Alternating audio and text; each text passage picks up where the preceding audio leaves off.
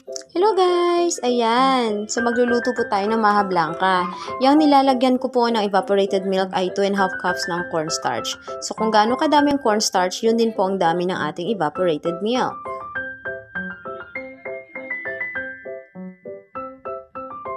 Yan. So hinalo po natin yan ng paunti-unti dahil wala tayong pang-whisk.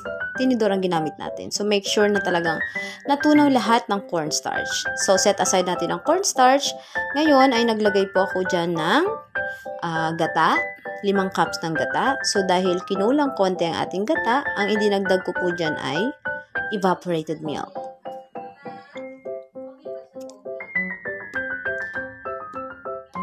Yan. So, haluin po muna natin yan bago po natin isalang mamaya sa apoy. So, make sure na 5 cups talaga dahil masarap po yung lasa at magmamatch po din doon sa dami ng ating cornstarch. Ayan. So, naglagay pa po ako ng isang can of evaporated milk and then 2½ cups of sugar.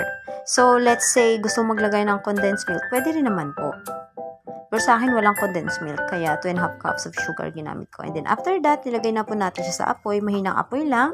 Pakukuluan po natin siya sa loob ng 15 minutes. And then, kapag kumulo na po, ilagay na po natin ang corn kernel. Kapag sure na po nating luto na po yung ating pinapakuluang gata with evaporated milk, dahan-dahan po nating ilagay ang ating tinunaw na cornstarch.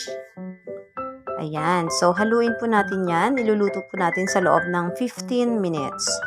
Hindi pwedeng hindi siya haluin kasi papangit po siya, no? Hindi maganda ang kanyang texture. Ayan. So, kanina hindi ko na-videohan kung paano ko ilagay sa tab yung ating maha blanca. Pero as you can see, meron na po tayong nilagay dyan na toppings.